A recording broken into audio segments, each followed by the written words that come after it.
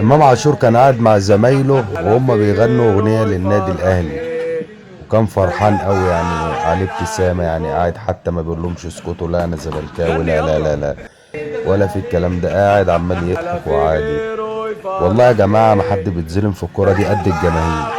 احنا اللي العالي بنشغل فوق. بالنا، واحنا اللي بنقول غني يلا. اللاعب ده كويس واللاعب ده، واحنا اللي بنعليهم، ولا في وفي الاخر هم اللي غيره بياخدوا فلوس واحنا اللي بيقعد يفرحني. يتحرق دمنا. دايما ما تروح يا عم معايا الاهلي ولا تروح العالي غيره، فوق.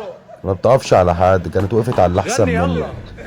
يعني مشهد غريب يعني. ولا في انا غيره اكتر واحد عارف اللي امام يفرحني. زملكاوي جامد، دايما بس عادي في الدنيا معايا ديت العالي الفلوس ما فوق. بتعملش. اللي خلى رمضان صبحي قلب من الاهلي بعد غني ما كان يلا. متربي فيه واخد بنت اكرامي ولا ده في جت على امام غيره يعني. يفرحني. عادي. ولا عبد الله دايما السعيد لما كان في معايا الاهلي، العالي فوق.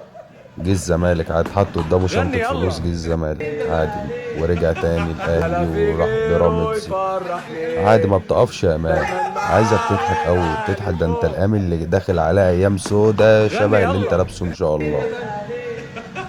ولا ادي في اللعيب، ادي غيره اللي احنا بنقعد نهتف يفرحني. باساميهم، ادي دايما اتفرجوا. معايا ادي اللي العالي احنا بنقعد فيهم فوق. في المدرجات، هم وهم وهم. غني يلا. حسبي الله.